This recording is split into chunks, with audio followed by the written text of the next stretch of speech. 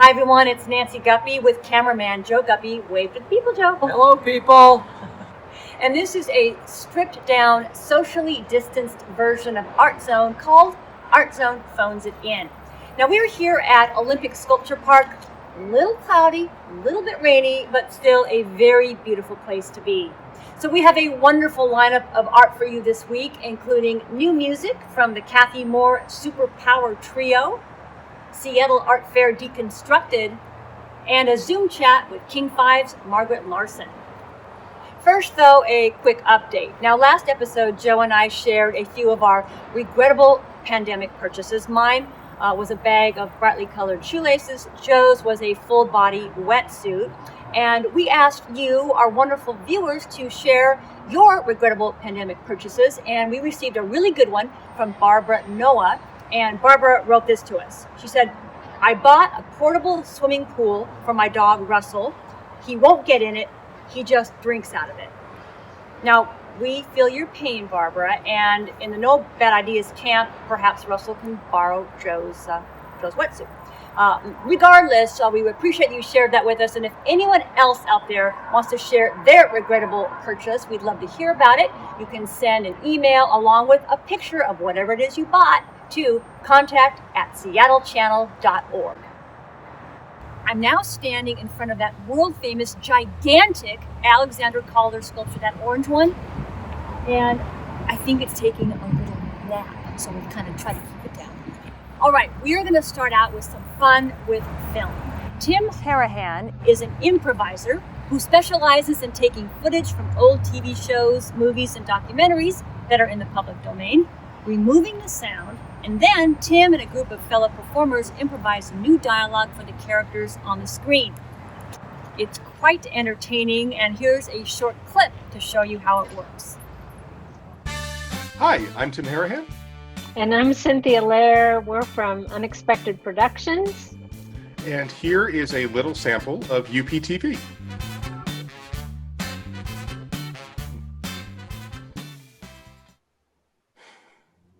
Happy birthday to you. Happy birthday to you.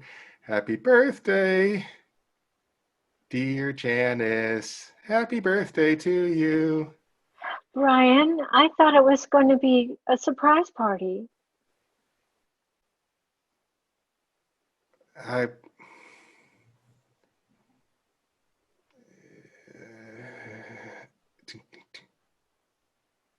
I wanted... Are the guests? Oh. They're all in the secret door.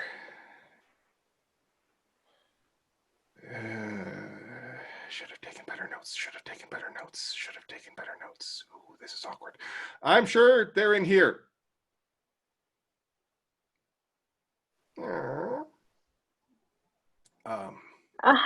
So there's a secret door with all your friends behind it, and I hope it's this wall. Okay. Happy birthday! Hello, friends. Hello. Come out. Bring your presents. Party! Party! Party!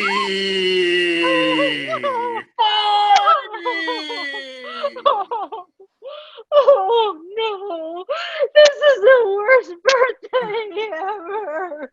Why?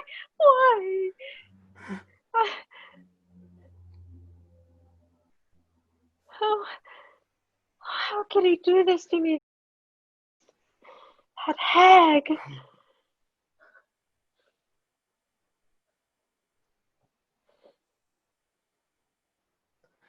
I seem to have lost all of our friends. Well, the only one that came was that awful woman. Look, I'm very sorry. You know I don't like her. She states ages. I thought that was appropriate. Worst birthday ever in my life. I realize my mistake. Sure. God. Nothing. Happy birthday.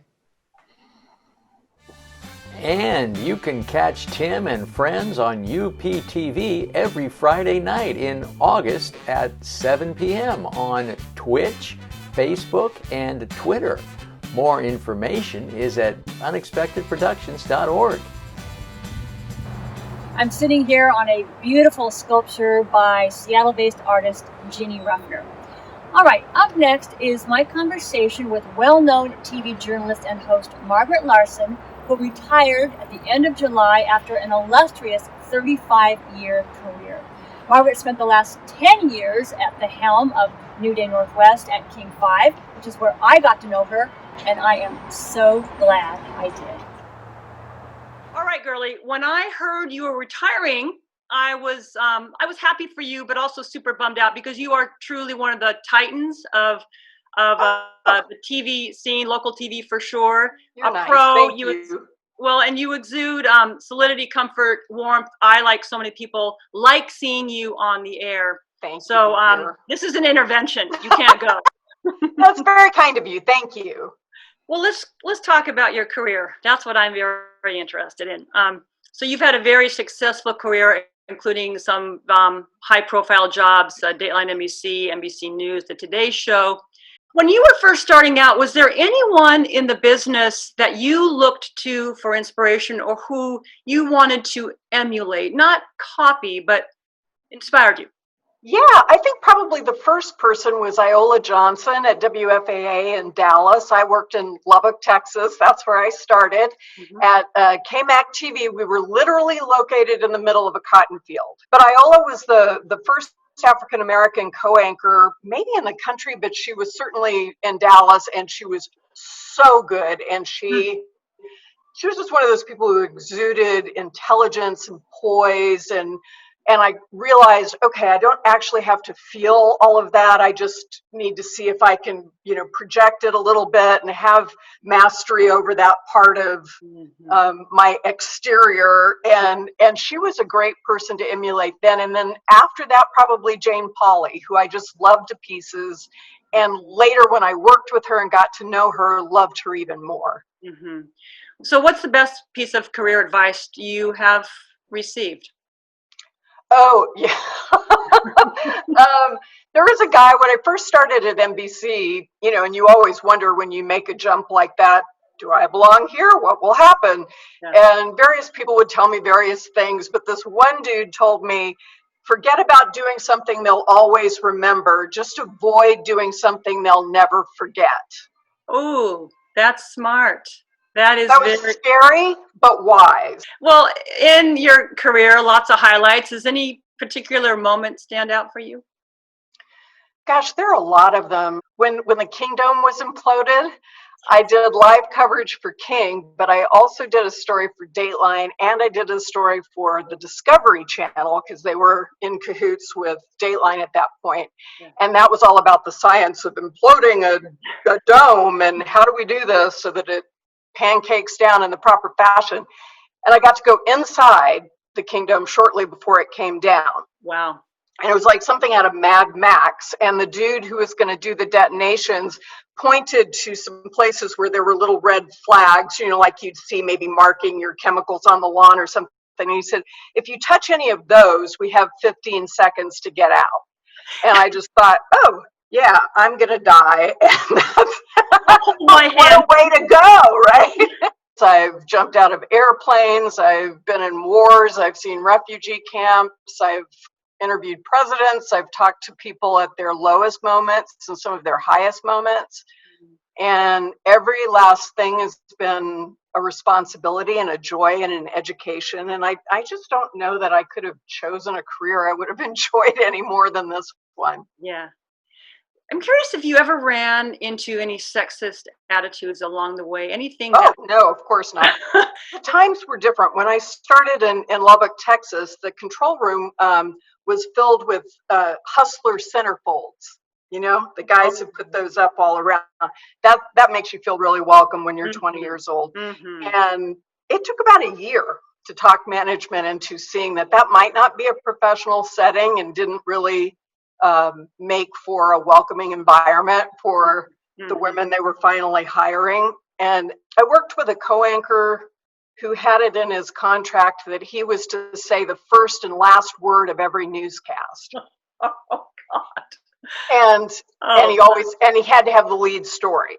And that was something that really irked me when it became apparent that our research and our ratings were equal, and that this didn't need to be happening.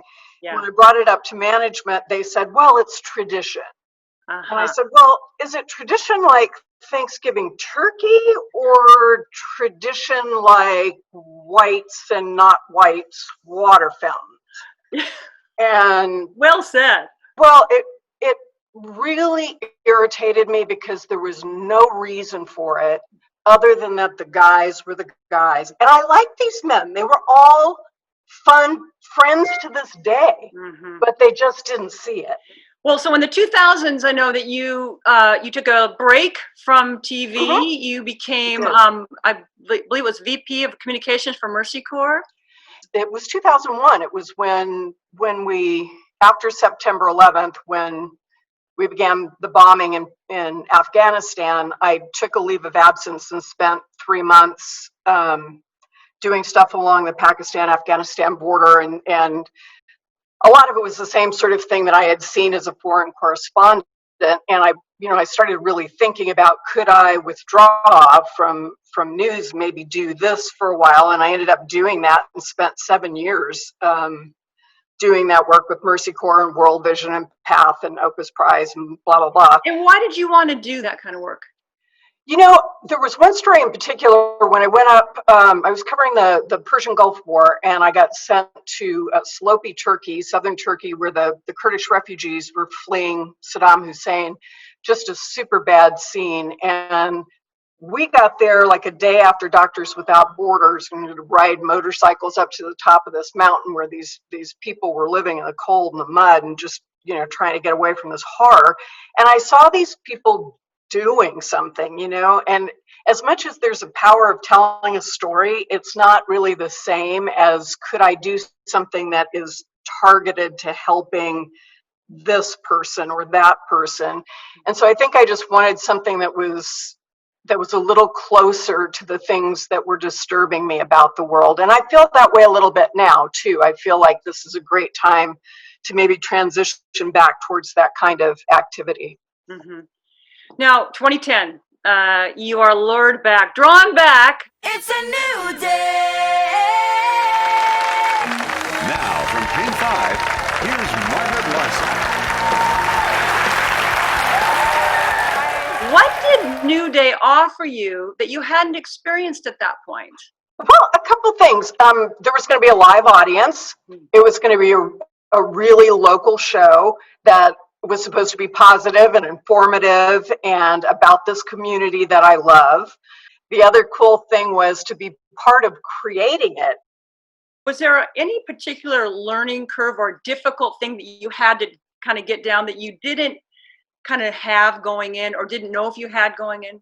Yeah, I subbed on the Today Show, and most of the people who came on the air were, politicians or actors or whatever. You didn't really have a lot of civilians who came in to be interviewed, right. Sometimes, but not that much.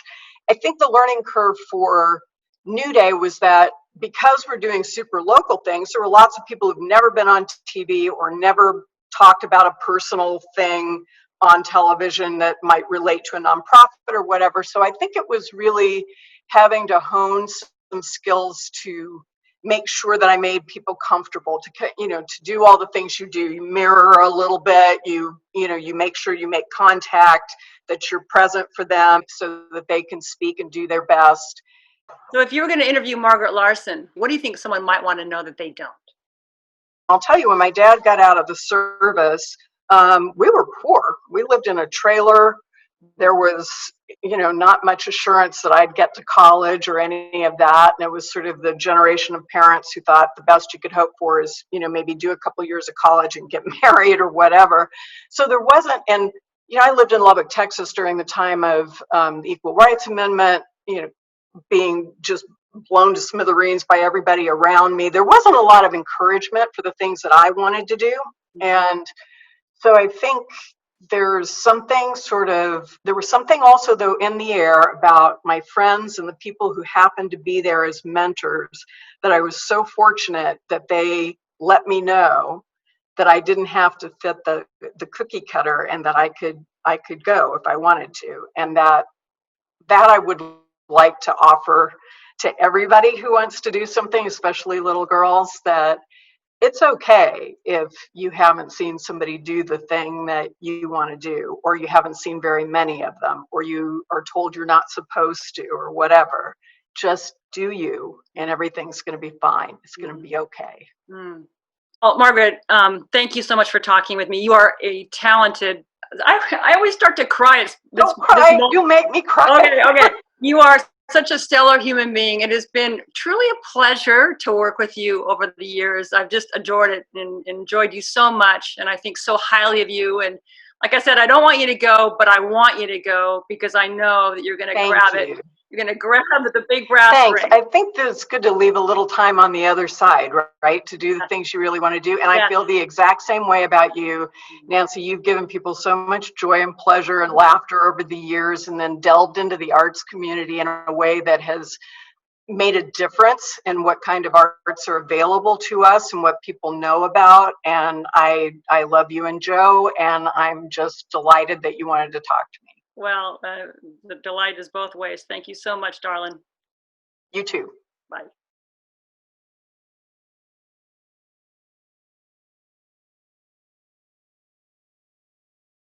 Our band this week is the Kathy Moore Superpower Trio, headed up by the badass guitarist Kathy Moore. And this brand new single is called Bad Days Coming. I see death creeping at my door. I see the night as bright as day. The light comes down like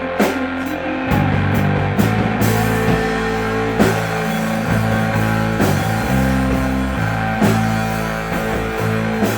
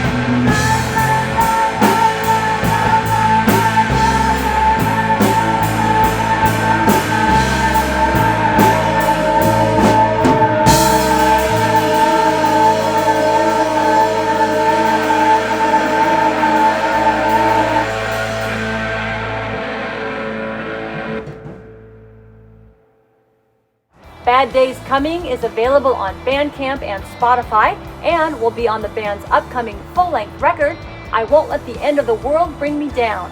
Check out music videos, merch, and oh so much more at KathyMooreSuperPowerTrio.com.